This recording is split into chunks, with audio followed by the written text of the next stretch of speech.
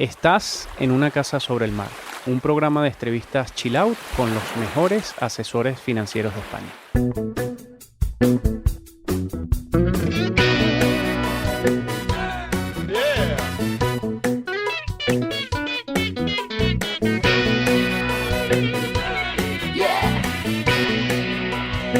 Hola a todos, bienvenidos a un programa más del podcast Una casa sobre el mar, patrocinado por Lombia Capital. Un saludo a los asesores, a los profesionales e inversores, a todos los que nos estáis escuchando. Hoy tenemos en nuestro estudio una dupla muy especial. Ellos son Yolanda y Joaquín Almasqué, dos grandes profesionales al frente de F&F, Fondos, Inversiones y Finanzas SL, y que son además hija y padre. Hablaremos con ellos de esta relación personal y profesional y de unas biografías de las que, como veréis, hay mucho que contar. Nosotros somos Francisco Rodríguez e Iván Díez. Gracias a todos de nuevo por acompañarnos una vez más. Y empezamos.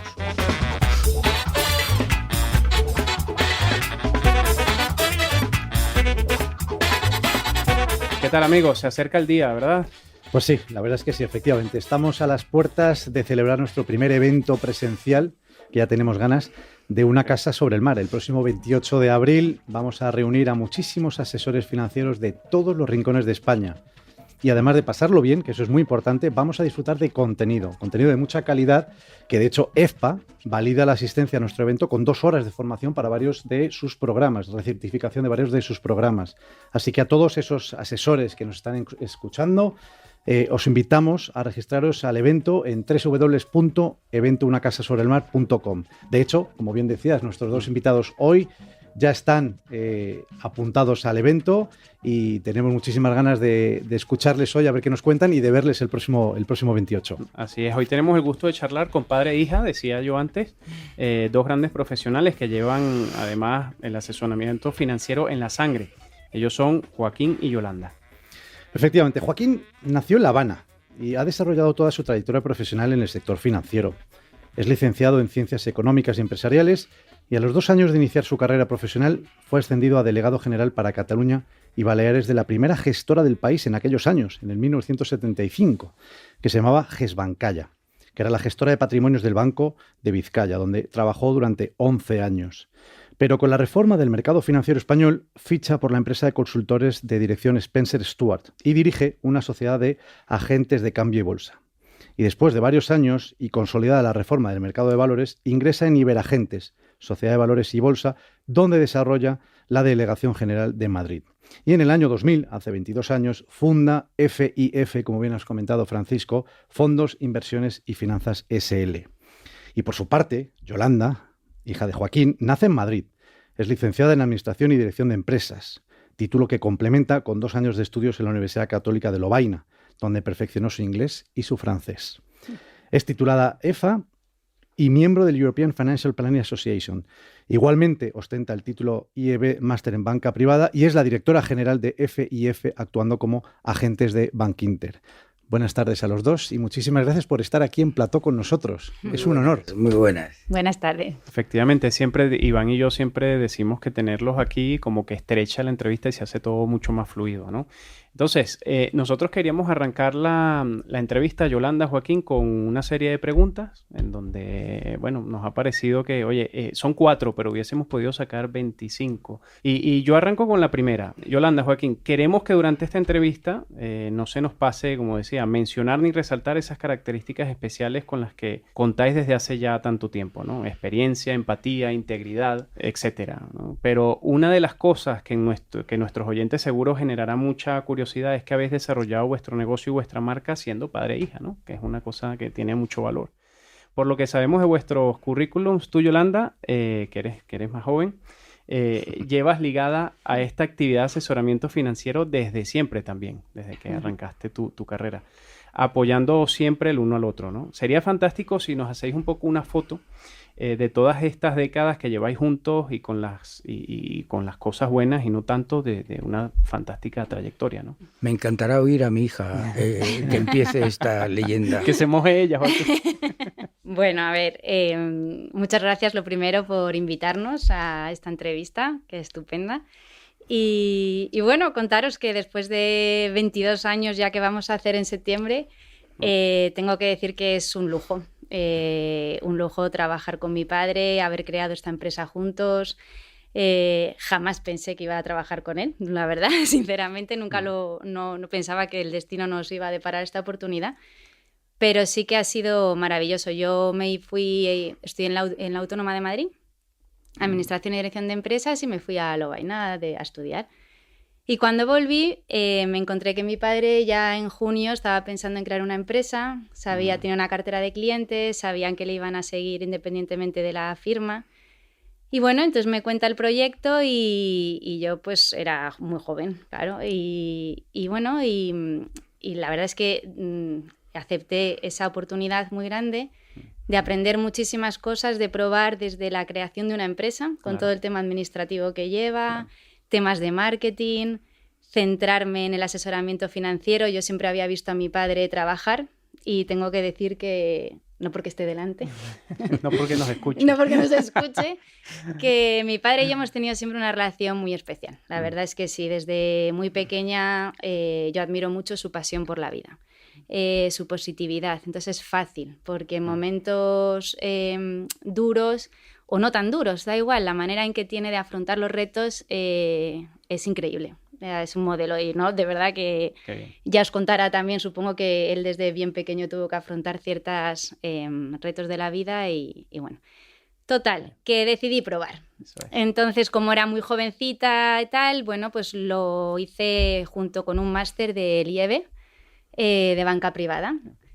Y lo que empezó a ser un probar, pues se fueron pasando los días, empecé con él yendo a las reuniones, pero desde muy pequeña, desde pocos días de empezar, o pocos meses más bien de empezar, él tenía muy claro que yo tenía que volar sola. Entonces él decía, mira lo que quieras y vuela. Y entonces empieza a hacer tu cartera de clientes. Entonces, claro, la plataforma que yo tenía era brutal, porque lo que yo aprendía en un máster lo ponía en práctica en la vida real. Sí.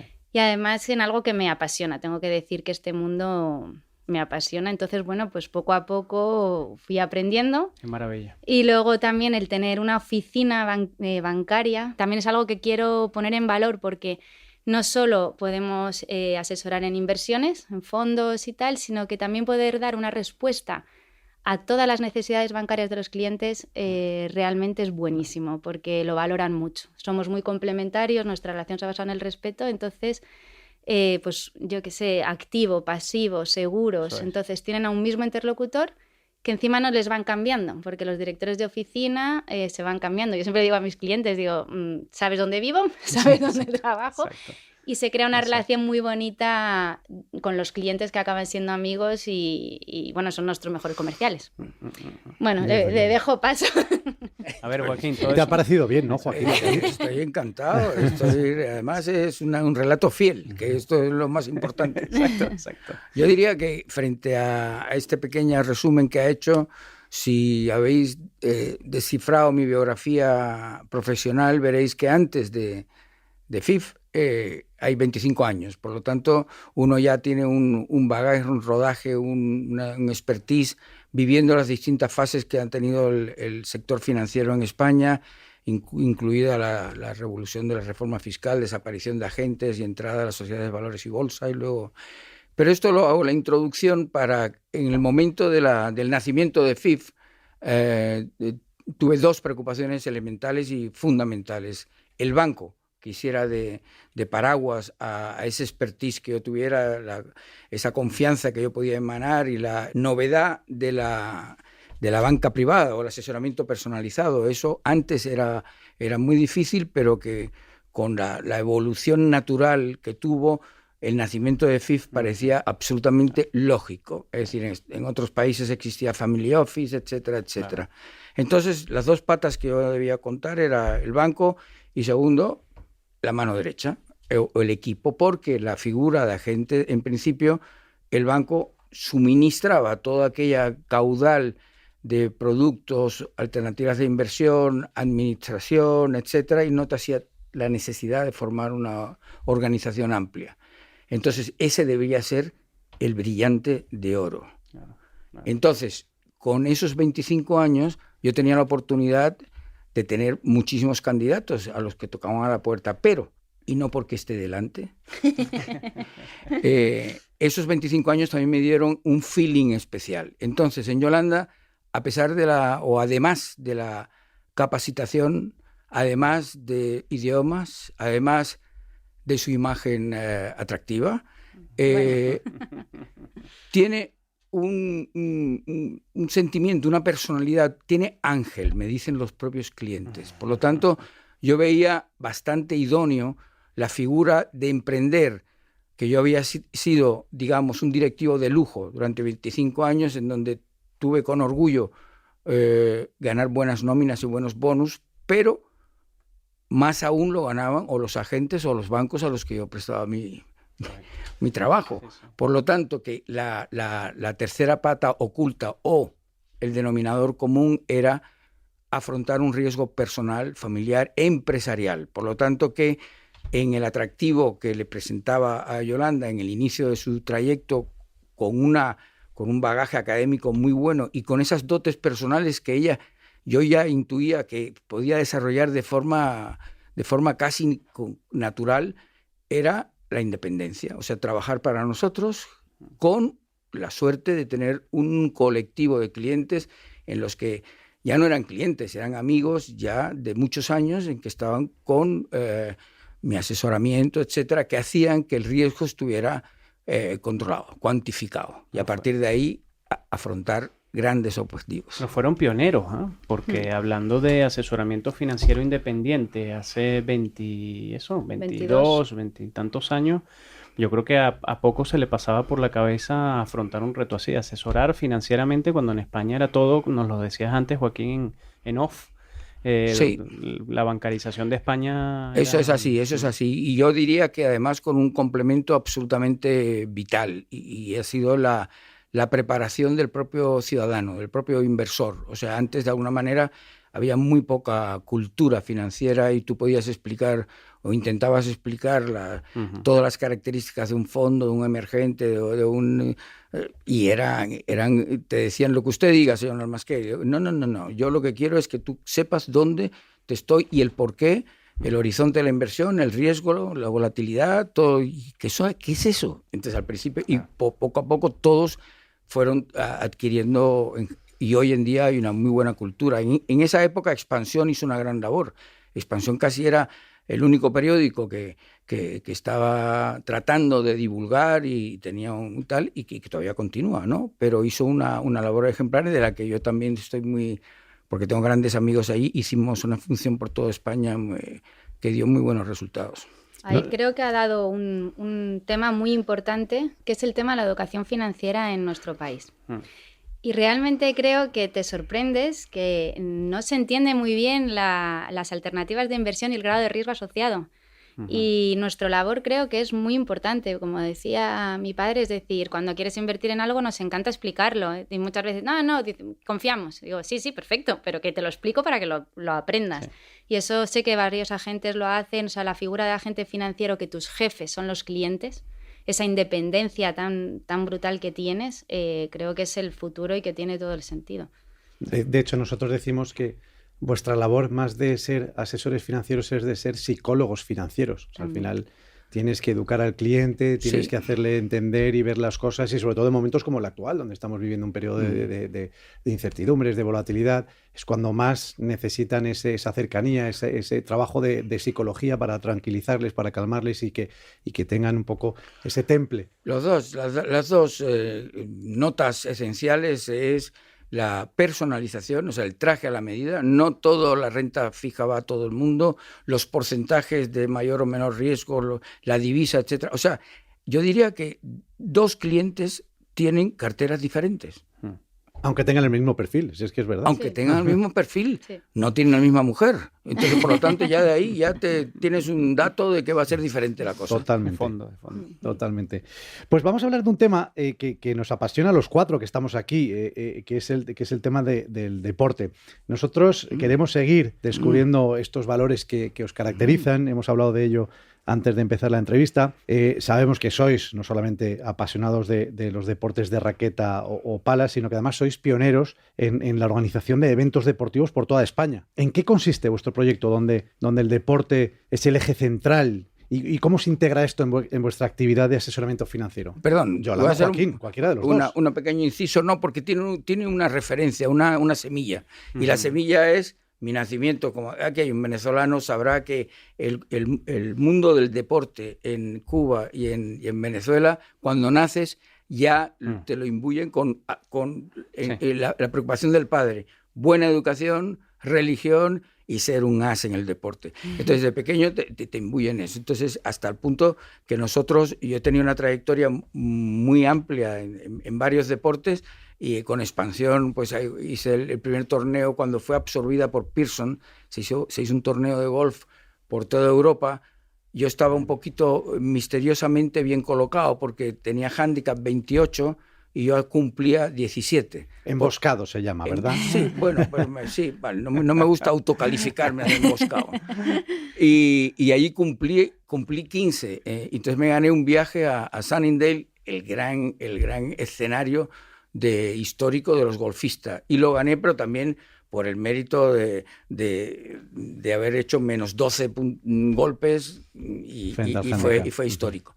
Pero para concluir y dar entrada a mi capacitada CEO de la empresa, porque probablemente en estos días tenéis una iniciativa, una noticia nueva que pasará de directora general a CEO de la empresa. O sea, con lo cual, eso está. Pues te damos por adelantado la enhorabuena. Sí, muy bien.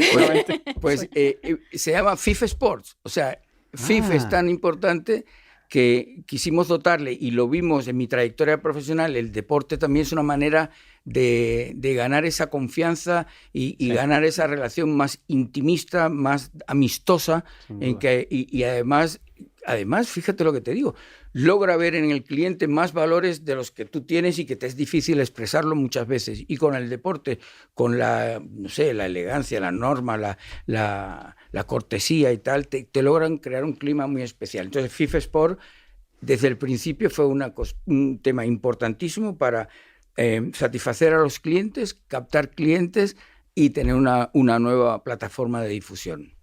Sí. Sí, qué mejor ejemplo, ¿no? Qué mejor ejemplo que a través de... Claro. Sin duda.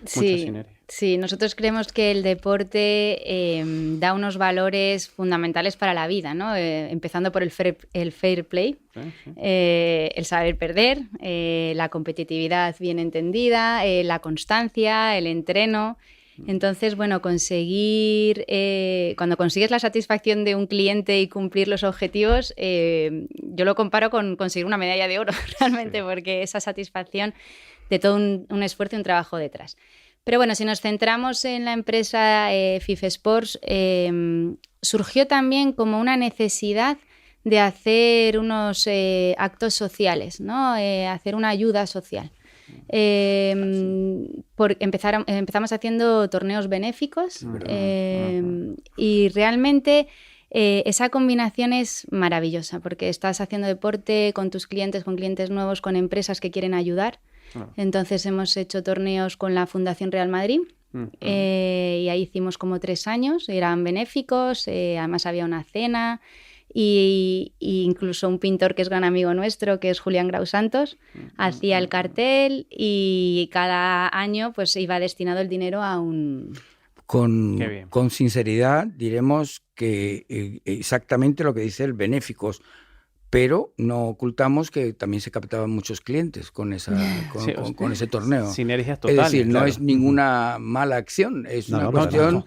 donde es la gestión integral, digo yo, es decir, todos los beneficios económicos van para ese fin, pero las relaciones sociales, si tú eres un profesional, nace de ello preguntar, ¿y vosotros qué hacéis? Claro, tiene todo el sentido. Sí, es un tema de marketing, incluso también se hacían sinergias entre los propios clientes. Justo. ¿Sabes? Que, bueno, hemos también estado ayudando con la Fundación Ronald McDonald, que también hicimos un torneo muy bonito, otro con CEOMA, que es ayuda al mayor.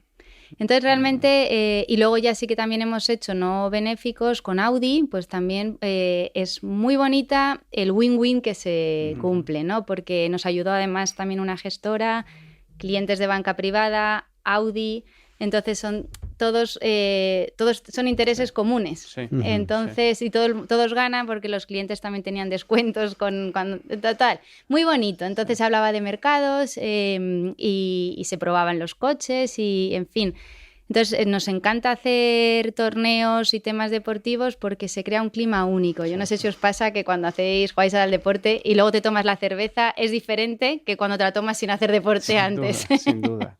Nosotros decimos que se hacen muchas veces más clientes en un entorno más fuera de lo profesional que en lo profesional puramente dicho. Es decir, es al más final, humano. en la parte social, exacto, es donde te abres más, donde te conoces más y al final esto se trata de, como todos los negocios en la vida, de personas. Exactamente. Tienes que conocer muy, muy bien a los clientes para poder realmente recomendarles, porque todos nos decimos que somos conservadores, pero que queremos una rentabilidad altísima. Entonces, conocer bien tiene que ser fuera del ámbito profesional. Tienes que entender bien sus necesidades. Pero el propio concepto de nuestro trabajo es que es una necesidad. O sea, ahorramos, ¿qué hacemos con nuestro dinero? Queremos que eso nos proteja cuando seamos mayores, queremos que con ellos poder tener la mejor vida posible, queremos que nuestros hijos tengan la educación. Todo eso está en el ambiente. Por lo tanto, si tú le ofreces una posibilidad de ocio o de diversión con un deporte que también es una necesidad y a su vez le hablas de esa asignatura que tiene y que tiene que abordar, quiera o no quiera, y que es de su máximo interés personal, donde la independencia, la confianza y la capacitación son las bases, ahí estamos. Y esa es la gran... Queremos transmitir siempre eso antes que nada. Y yo tenía una pregunta, porque eso, bueno, hemos pasado el COVID, hemos pasado todo esto, pero los torneos siguen organizándose. Hemos pasado 2 años sin torneo. Sí, 2 años, tal cual, ¿no? Sí. Okay. Nosotros también debo decir que todo acontecimiento, evento y demás debe tener el mayor atractivo posible. Además del deporte per se, del pádel per se, que es la evolución más radical que ha tenido España en la historia del deporte. O sea, ha pasado a estar ahora mismo... seremos unos 5 o 6 millones de practicantes de pádel, de los cuales la progresión más grande ahora la están teniendo las mujeres, por lo tanto que están las horas valle de los clubs para que pierden mucho dinero están cogidas por ahora poco a poco por las mujeres y es tremendo. Pero quería decir que nosotros tuvimos una ayuda básica, es decir, por un tema casual o no tan casual, porque mi padre ya jubilado le daba clases de inglés a butragueño cuando había pasado el Castilla y era el niño de oro y tal. Increíble. Y mi hijo se cayó de un tobogán y tuvo una tal y necesitó estímulos. Entonces, claro, mi gran aportación podía ser gente famosa del deporte. Él había hecho las pruebas de Real Madrid y butragueño se vino a la UBI del Valle de Hebrón en Barcelona y desde entonces nació una amistad tremenda. Bertín Osborne, he jugado 2 años circuito bifitter por toda España con él y tal, y basta con que decirle que hacemos un torneo benéfico, no benéfico, Audi, aquí o allí, siempre han estado mandándome vídeos, etcétera, etcétera. Y luego Matías Prats estaba también, veraneó en Javier y estaba en la casa de adelante y con él me iba a jugar a pádel. Entonces, con esas tarjetas de visita es muy fácil y a su vez muy atractivo poder promocionar actividades donde a la gente le apetezca participar. Eso facilita mucho, efectivamente. Oye, hay una cosa, Joaquín, en relación con la pregunta anterior, está todo relacionado en realidad. No podemos dejar de mencionar aquí, en esta entrevista, el deporte efectivamente como eje central de tu vida, ¿no? Nos lo explicabas antes desde muy pequeñito además, y esto lo sabemos porque hemos descubierto que además de todo este bagaje profesional, ¿no?, del que hablamos, que poco a poco estamos metiéndonos en la parte más personal y humana, también eres escritor, y en tu libro Vivijaguas de La Habana, yo no lo sabía, te lo contamos aquí. Mira, en béisbol hemos llegado hasta ganar un campeonato de Europa, en pádel, campeonatos de España, selección nacional, sí. Pero lo último que me imaginaba es que tenía algo de escritor dentro. Sí, pues bueno, pues te confirmamos que es espectacular el libro porque nos lo hemos leído. El libro se llama Vivijaguas de La Habana. Donde resumes parte de tu vida en tu Cuba natal hasta que tenías 13 años, cuentas cosas muy relevantes sobre lo que te ha ayudado a construir tu personalidad, tus valores. Fue muy emocionante leerlo, la verdad. ¿Nos dirías aquí cuáles son esos principales valores que además de todo esto que hemos hablado del deporte, te caracterizan a ti y a Yolanda. Me interesa. Efectivamente habrá mucho en común, ¿no? Pero ¿cómo decidiste emprender? Además de que nos cuentes los valores, ¿cómo decides qué día te levantas y dices voy a empezar a escribir un libro? Pues mira, le he dedicado bastante tiempo a hacerlo. Incluso uno de ellos, no sé si es el que has leído, tiene una adenda adicional y que pone cómo nacieron las bibijaguas de La Habana. Entonces te lo regalaré si no lo tienes para que lo veáis, porque realmente yo creo que hay dos factores esenciales. Uno, el privilegio de mi infancia en La Habana y el privilegio de esa aparente dureza y drama de haber tenido que abandonar un país, pero que ahí está contado y que te das cuenta que esa infancia fue protegida por tus padres y permitieron tener el colegio. A las 4 de la tarde íbamos al club a hacer deporte, luego veníamos a casa, no sé qué, no nos metíamos en política, sí. Pero cambió, hubo un change tremendo, cerraron la Nestlé, cerraron el colegio de La Salle, echaron a los hermanos de La Salle y todo eso yo lo vivía, pero mi padre eso lo suplía con fiestas entre los vecinos y etcétera, etcétera, increíble, con un emprendimiento.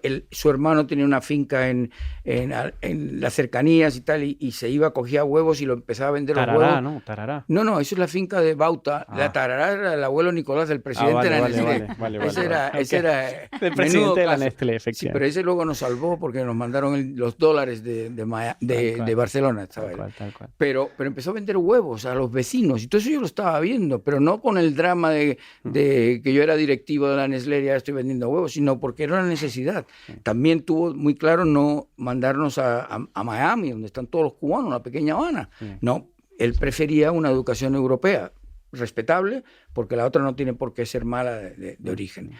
Y en esa historia se conoció el triunfo de una revolución histórica por Fidel Castro, maravillosa y justificada.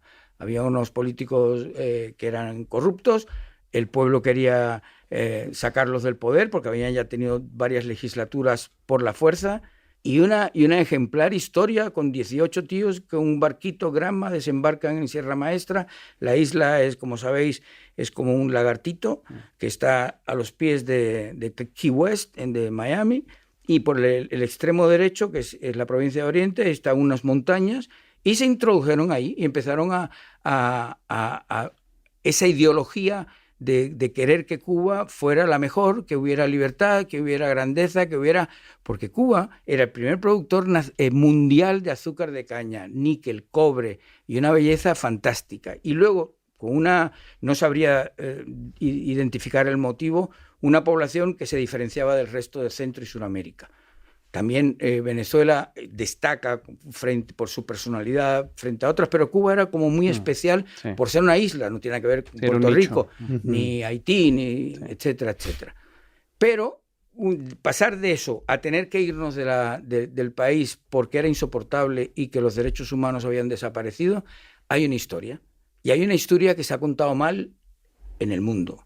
La gente de ese tipo de dictaduras intentan por todos los medios difundir cosas agradables cuando son muy desagradables, cosas que son verdad, pero son absolutamente mentiras. Bueno, oye, podemos verlo ahora mismo con el señor Putin, que lo que está diciendo son cosas absolutamente contrarias a la realidad que está viviendo Ucrania. Entonces, el motivo de las bibijaguas, yo creo que fue un verano en Javia que de repente me entra, así como me entró en el año 2000 la morriña de volver a Cuba, y volví a Cuba con 16 amigos.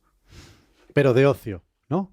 De ocio, y el abogado de la empresa, por si acaso al almasqué me decían, aquí había un señor almasqué, el Nicolás, bueno, que ese es el nombre de las bibijaguas, él se llamaba Alberto. Okay. Por cierto, toda la estructura familiar es verídica, con nombres... Claro. Y un 80% es mi vida. Claro. Y por eso me pone la piel de gallina, ¿no? Es que nos encantó, sinceramente. Y entonces, y eso fue así. Es decir, ya era una cosa que cuando llegué a la universidad en Barcelona, veía los carteles del Che Guevara y veía la libertad, y por fin en Cuba hay libertad. Y yo venía de que en cada manzana, en cada cuadra, se dice allá, en cada manzana hay un comité de barrio que su función era vigilar a todas las familias de esa manzana, y si querían ver a su tía del otro barrio tenían que pedir permiso para ir para allá, y aquí en España diciendo, y en el resto del mundo, la libertad de Cuba conseguida por Fidel Castro, que asesinaba a los que no estaban con él.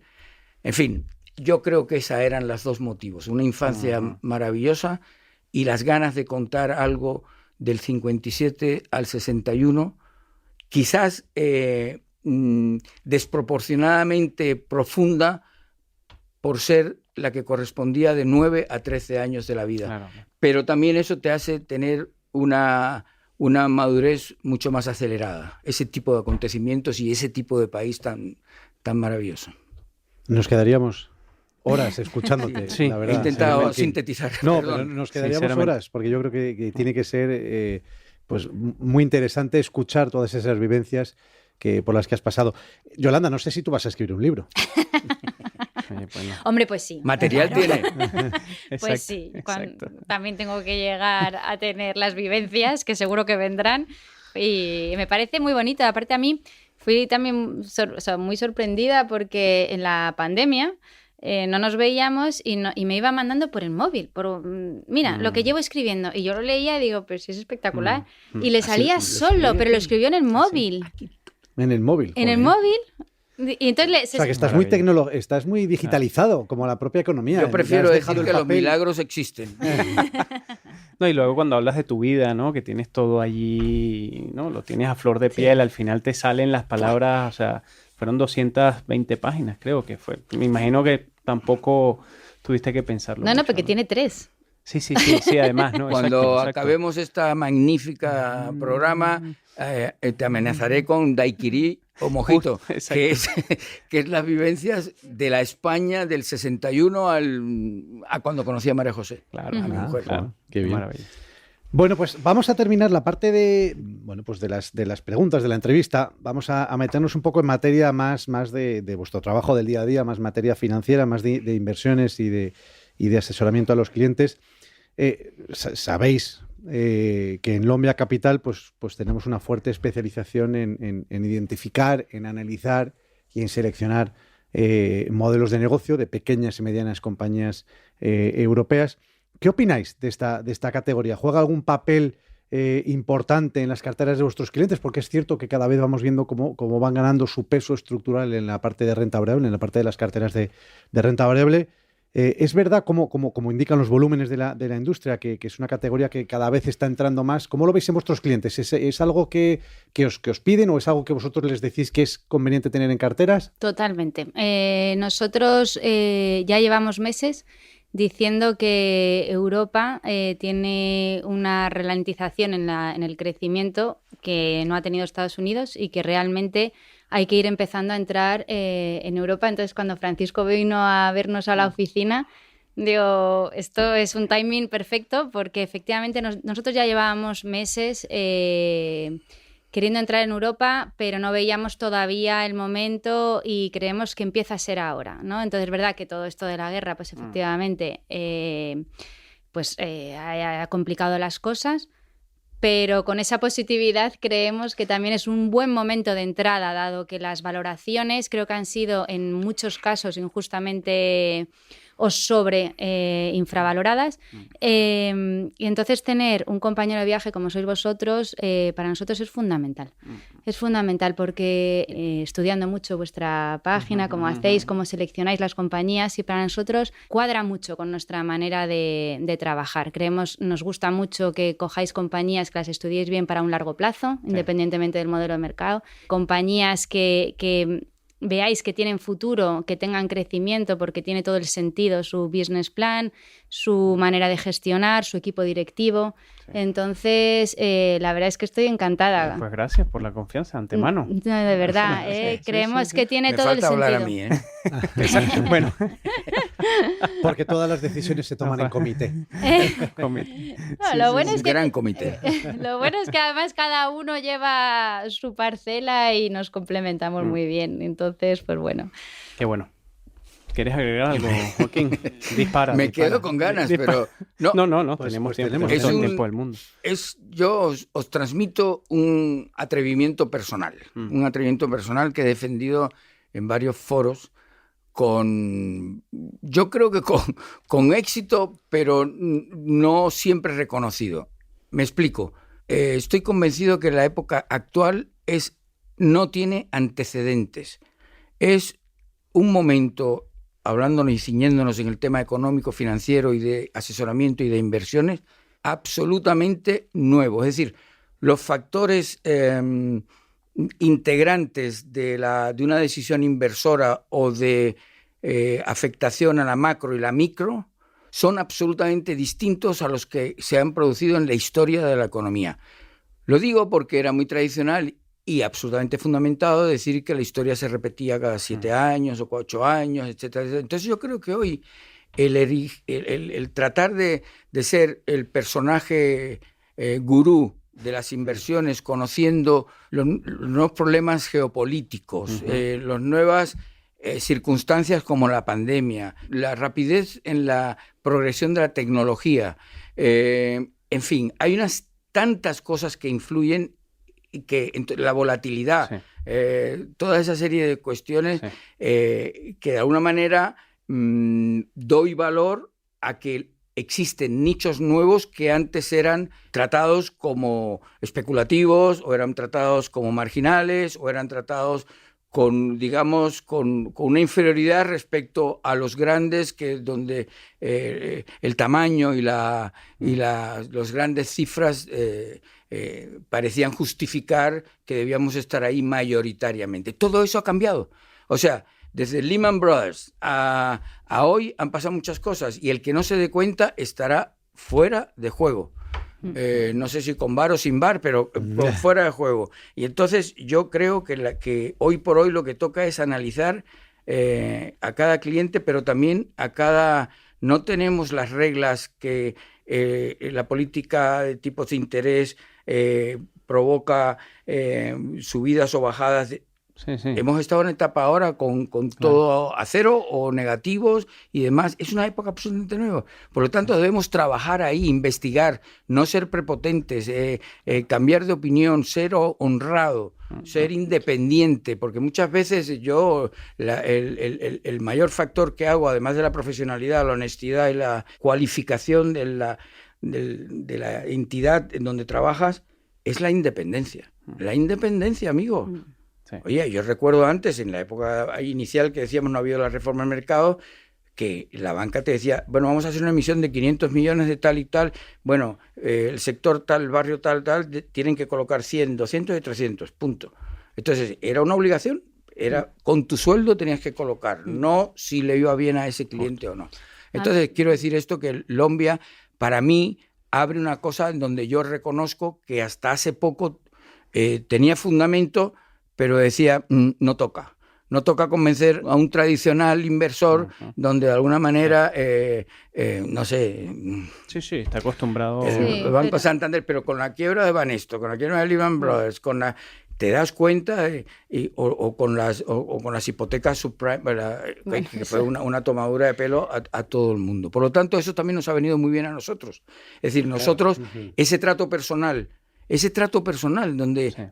Mi jefe no es el director territorial, el director general, todo eso. Para mí le hablo de tú a tú, o si me obligas, 30 o 40% de tu dinero te lo estamos dando los agentes financieros, o sea que un respeto. Entonces eso, y le digo al cliente, tu dinero para mí es tan importante como para ti. Por lo tanto, tú eres mi jefe y yo, si tú fracasas, estoy fracasando yo. Eso no lo has oído nunca ningún director de una oficina, al contrario. Estará pensando, bueno, se lo consultaré a tal, a ver si puedo.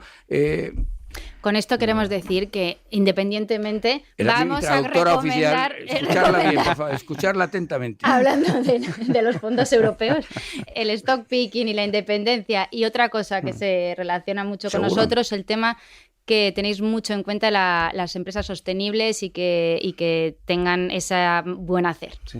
O sea que enhorabuena. Sí, que forma parte estructural a mí de me un parece proceso. Fundamental. Sí, o sea, empresas que tengan un buen hacer creo que son las que van a ser más rentables, pero porque son las que van a tener al final mejor rentabilidad y mejor recorrido y mejores beneficios. Entonces, vuestra manera de hacer un stock picking y volviendo al tema geográfico, yo creo que estás de acuerdo que Europa hay que estar y de hecho hay mucho peso en Estados Unidos.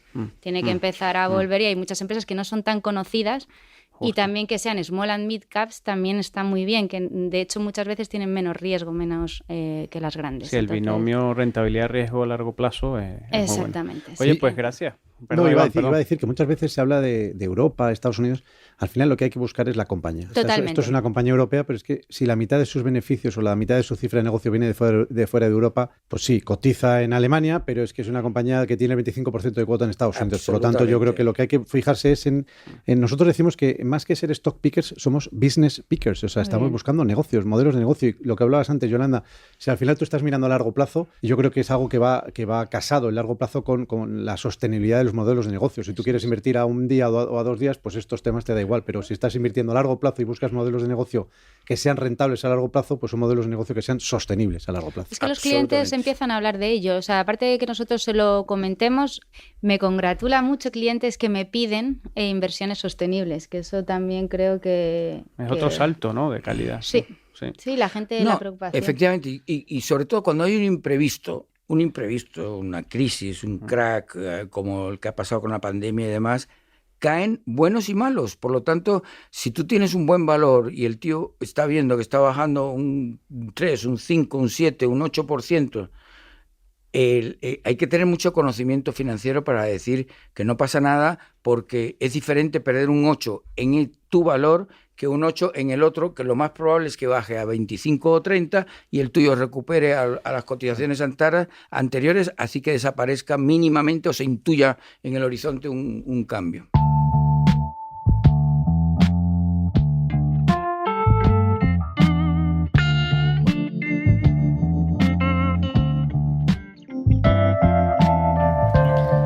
Bueno, pues ha llegado el momento, Yolanda, Joaquín, de que nos subamos a nuestro faro sobre el mar.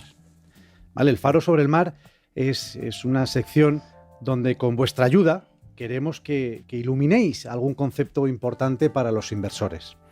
Y a vosotros os hemos pedido que nos expliquéis qué es la beta de una cartera. Muy bien, me encanta lo del faro. Sobre el mar Caribe. Me encanta dar luz. A ver, voy a explicarlo de una manera lo más clara posible. Vamos a ver, la beta de una cartera o de un valor es una medida de riesgo, de ver el riesgo que puede tener una acción o una cartera comparado con su índice de referencia. Si me voy a basar en una acción solo. Entonces, si su índice de referencia es el IBEX, pongamos, si el IBEX sube un 10 y tu valor sube un 20, tiene una beta positiva. Es decir, esa acción sube o baja, que sirve para los dos lados, más que el mercado. ¿Cuándo buscaremos acciones que sean con beta positivo? Cuando creemos que el mercado va a ser alcista, evidentemente. Si pensamos que el mercado va a ser negativo, buscaremos inversiones que tengan beta inferior a 1, dado que si baja, va a bajar menos que el mercado, o incluso betas negativas, porque eso también se puede dar, que vayamos en contra del mercado. Es decir, que si el mercado, yo gane si el mercado sube o yo pierda o al revés, ¿no? Entonces, en una cartera sería lo mismo, pero ponderado. Entonces tenemos valores o sectores que tienen beta inferiores a 1, son sectores pues más defensivos, que suben y bajan menos, y los de beta superiores a 1 pues son sectores más agresivos.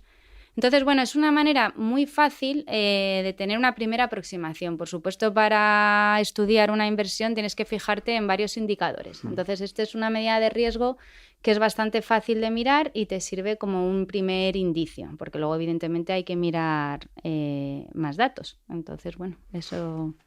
Yo aportaba, si puedo decir, simplemente lo mismo que dice ella, diciendo que 3 factores: volatilidad, rentabilidad riesgo. Esos 3 equilibrados, analizándolos y comparándolos con una referencia, con un benchmark, ya sea un sector, un índice y demás. Y ahí podemos definir con cierta seguridad qué posición ocupa esa acción o esa cartera en función de esos objetivos que ha dicho ella que quieres. O sea, quieres ser más agresivo, menos agresivo, quieres batir determinados objetivos, pero a también saber si antes era una buena opción y ahora ya no lo es. Efectivamente, o sea, la beta no es un tema fijo, hay que ir evaluando y va cambiando en el tiempo como todo en el tema financiero. O sea, esto es un trabajo constante y permanente de seguimiento.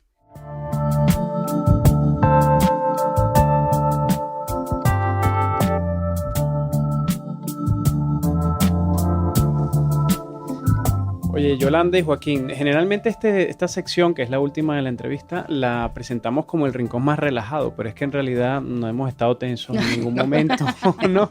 Ya vemos el tiempo, ¿no? O sea, ha volado esto.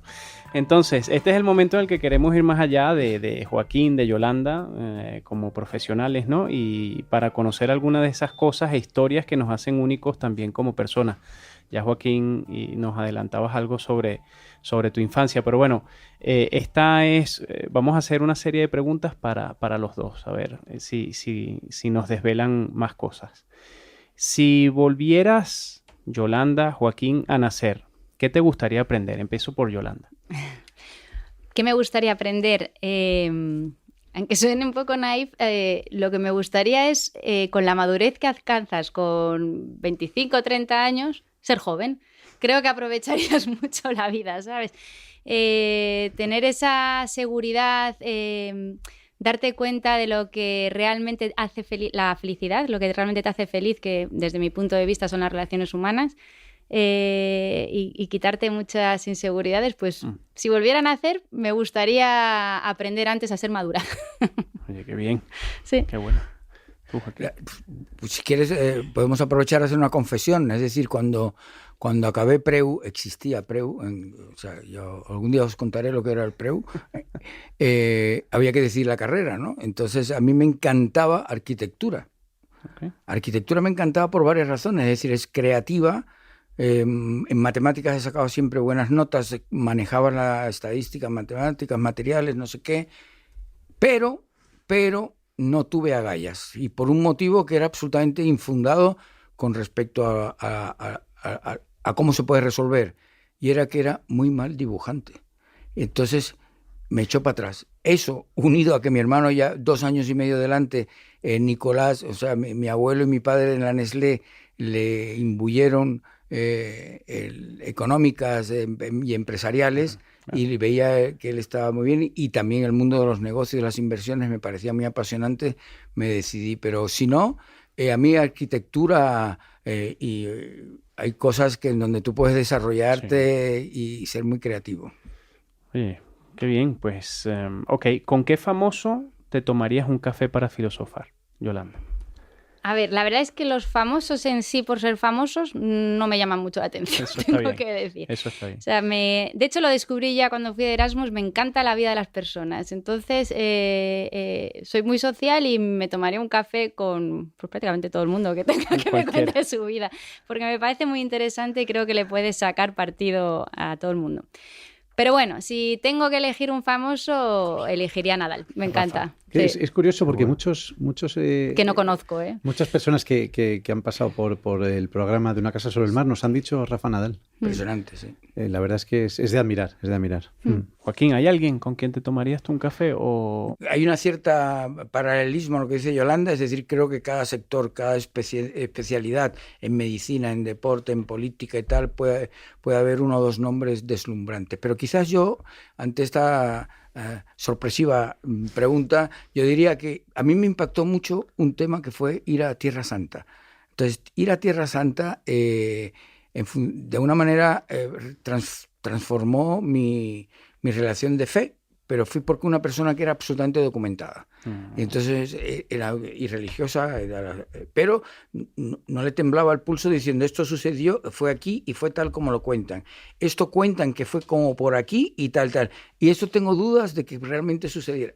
Eso te hace un atractivo no el infierno y el paraíso y punto pelota, sino que la razón y verdad. Eso, para mí, siempre me ha ido provocando, tratar de unir razón y verdad sabiendo nuestro límite. Entonces, por lo tanto, todo lo que puedas hacer de éxito muchas veces no te corresponde a tus propias cualidades. Dicho esto, a mí, pues, oye, el representante de esa organización, de esa religión en la tierra, sea cual sea, siempre me ha parecido interesante. Y hoy más con un argentino, porque, claro, los que no están tan vinculados a la fe, decir, mira si está mal la religión, que encima tiene un argentino. Entonces, pero es un tío fabuloso, es una persona preparadísima, tiene un carisma respecto a la gente muy especial, y me tomaría, no un café, sino lo que lo quisiera falta. ¿Y creéis mucho en vuestra intuición? Si nos dais algún ejemplo, que hayáis tomado alguna decisión con... Sí, bueno, yo creo que eso es lo único bueno no era en plan de broma, pero de las pocas cosas buenas de cumplir años, que cada vez vas teniendo más seguridad y creyendo más en la intuición. Y entonces, pues tanto a nivel personal como profesional. Sí, la transformación de la intuición en la certeza, cuando la vivencia se confirma, te da una seguridad especial. Yo, sí, muchas cosas alabo el cumplir años. O sea, he empezado la octava década de la vida, que no son los 80, para que los matemáticos regulares que han suspendido sepan que es a partir de los 70, la octava década. Por ejemplo, la mirada. Yo me atrevería a decir que la capacidad que tengo actualmente, por la madurez y por los años, de la calidad de la mirada del de enfrente, tener cuidado, me define con bastante perfección su personalidad y sus intenciones. Imagínate, mira todo lo que estamos descubriendo. Desde luego. Oye, ¿y un momento histórico que os habría gustado vivir a cada uno? Yo ahí pienso el descubrimiento de América. Creo que es un momento histórico brutal. Y sí. Seguro. Sí. Yo lo tengo claro también. ¿Y os podéis imaginar por un momento los apóstoles que vieron al hijo de un carpintero y tenían que ir comprendiendo que era el Hijo de Dios en la tierra, que a su vez era Dios? O sea, esa época, se me está poniendo... Porque el tema de los milagros es un tema que el atractivo es lo que convence. Entonces, y si el atractivo tiene razón, ya es la convicción. Y la autoconciencia te lleva a unas posibilidades que, si no tienes esa autoconciencia, eres más débil. Eso está bien. Así de claro. Sí. El amor a tu mujer. Yo, sin mi autoconciencia y mi razón del cariño y amor que tengo con mi mujer, me han llamado varias veces para ir a Telemadrid para los 50 años, pero he dicho que no, que eso es razonable y que van a llegar muchos, no solo yo. Pero te quiero decir, es muy importante, y a mí esa época de por qué vivimos, por qué estamos aquí, y en su origen del cristianismo debió ser apasionante por la torpeza y analfabetismo de todo, y el ejemplar comportamiento de Jesucristo, ¿no? Que debió ser impresionante. ¿Has visto el musical de 33? No. Pues ese... yo no sé ¿Está si ahora en actual? No sé si está ahora en actual. Lo están poniendo ahora mismo, pero yo lo vi y te cuenta efectivamente la vida de Jesucristo. Sí, sí. Bueno. Cantado con música, y la verdad es que es muy, muy interesante también. Uh-huh. Oye, y la última pregunta para acabar aquí. ¿Dónde construiríais una casa sobre el mar? Pues yo iba a decir Cuba, pero se lo voy a dejar a él. Claro. Porque los genes llaman. Pero bueno, yo tengo toda mi historia de veraneo en Javia. En Javier. Sí. Y en general, yo tengo que vivir en un sitio con sol. Sí, O sea, a mí me cambia el carácter. Sin duda. Sí. No. Eso es genes también, ¿eh? Sí, Eso yo es genes. el frío lo llevo muy mal. Eso es genes. Yo he reconocido públicamente en todos mis deportes que entre un 30 y 40% más energético soy a partir de 25 grados de temperatura. Claro. Y dicho esto, el mar es fundamental. Pero claro, hemos estado mucho tiempo, hemos estado disfrutando de vuestra acogida y atenciones, Y claro, me sería muy difícil definir un sitio en el sentido porque entraría en temas políticos, sociales, familiares, sentimentales y demás, pero primero que haya mucho sol, que efectivamente haya temas culturales, de playa y demás, buena comida, buena compañía y otras cosas que lo dejamos para la segunda vez que nos veamos. Para el off.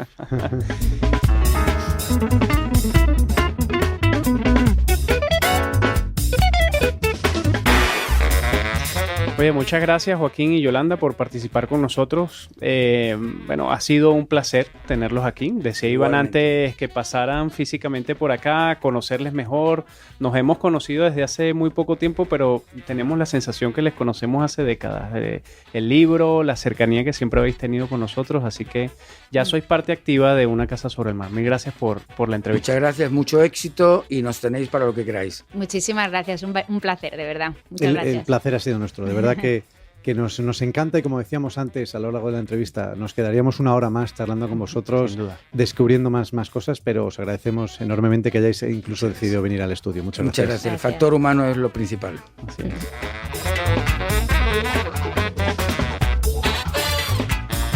Así continuamos con esta nueva travesía de nuestro podcast Una Casa sobre el Mar, un espacio producido y realizado por Lombia Capital, una inversión a largo plazo. Seguiremos intentando ayudar a tomar decisiones inteligentes acompañados del ruido de las olas y la brisa marina. Nos pueden encontrar en iTunes, iVoox, Spotify y otras plataformas de podcast. Y si te ha gustado el programa, por favor suscríbete. Y lo más importante, si te han gustado Yolanda y Joaquín, nuestros invitados, vas a poder contactar con ellos a través de un formulario que tenemos en su biografía, la biografía del asesor que tenemos en nuestra página web, www.unacasasobrelmar.com.